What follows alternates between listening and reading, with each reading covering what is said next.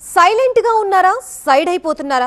AICC Telangana in charge Meenakshi Natarajan ఆ పదవిలో ఉన్నట్టా లేనట్టా అన్న అనుమానాలు వ్యక్తం చేస్తున్నారు కాంగ్రెస్ నేతలు.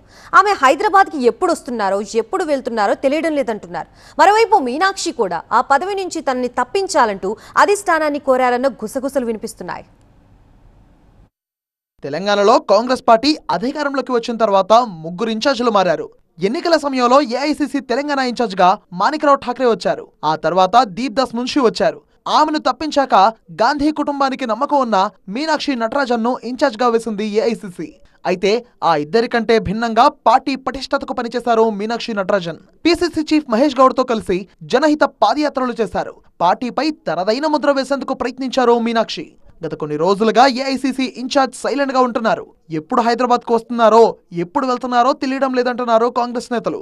అసలు తెలంగాణలో పార్టీ ఇన్ఛార్జ్ ఉన్నారా లేరా అన్న అనుమానాలు కూడా వ్యక్తం చేస్తున్నారు. మీనాక్షి నటరాజన్ తెలంగాణకు ఇన్ఛార్జ్ గా వచ్చినప్పటికీ ఎప్పుడెప్పుడు ఆ పదవి నుంచి రిలీవ్ అవుతానా అని ఎదురు చూస్తున్నారట. తనను తెలంగాణ ఇన్ఛార్జ్ పదవి నుంచి తప్పించాలని అధిష్టానం దృష్టికి స్వయంగా తీసుకెళ్లారట మీనాక్షి నటరాజన్. తాజాగా మరోసారి కాంగ్రెస్ హైకమాండ్ కు విజ్ఞప్తి చేశారట మీనాక్షి. తాను చదువుల కోసం విదేశాలకు వెళ్లాలని, ఇన్ఛార్జ్ బాధ్యతల నుంచి తనకు రిలీవ్ కల్పించాలని కోరారట. అయితే హైకమాండ్ మాత్రం ఆమె విజ్ఞప్తిపై ఇప్పటి వరకు స్పందించలేదని సమాచారం.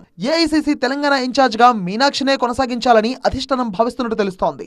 ఒకవేళ ఇన్ఛార్జ్ ని మార్చాల్సి వస్తే రాజస్థాన్ మాజీ సీఎం అశోక్ గెహ్లాట్, ఛత్తీస్గఢ్ మాజీ సీఎం భూపేష్ బఘేల్, దిగ్విజయ్ సింగ్ లాంటి నేతలను నియమించే అవకాశం ఉందంటున్నాయి గాంధీ భవన్ వర్గాలు.